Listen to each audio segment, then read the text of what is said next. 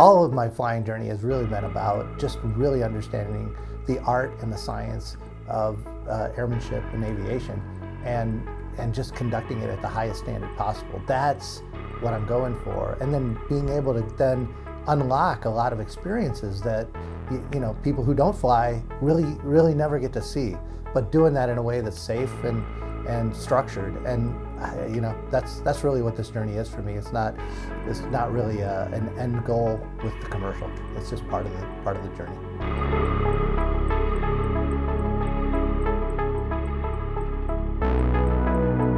Brad is one of those students that are like the dream student for an instructor, because when you first meet him, you can be a little bit impressed, by his title. Really quickly, you realize how humble of a person he is, right? And he comes with that humility to his training, where he's truly trying to get better. So he's willing to go into the nitty-gritty of the knowledge and then go all the way to very complex, very deep parts of the knowledge. He's a super curious person also. So every time we're doing a lesson, we get to go deeper and deeper in the knowledge to a point that is super fun for an instructor. It's living in the world of our customers, and I think that's really the secret to this company from the beginning, right? Captain Jepp, really he was an airmail pilot to start. I think all of our employees have some connection to the industry, and so for me, being a commercial pilot, it's just sharing the experience that many of our customers have in their careers. I get to go have that same experience, and it's going to bring me closer to the world of the customer. It's been awesome to see him get to use all of the capability of the app in a real setting.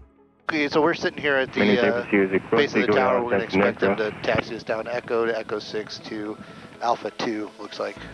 He had a pretty solid knowledge of how to use the app, but it was the first time that he was actually using it in flights, right? He was going through the features, he was finding things quickly, he was being able to make decisions.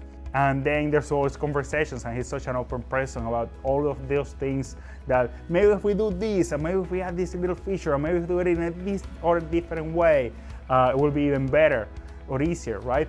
So having that user experience in real life, I think it's been really fun to see him navigate all that.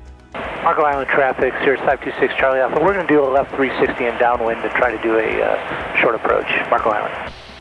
As a leader, you're always thinking about when do I need to be structured and when do I need to use my intuition and improvise. And I think that's what we're learning here is really good judgment, aeronautical decision making, and that's the same thing I use every day running the business, is trying to understand, follow the right procedures, but understand when things require you to get creative and use some different tools.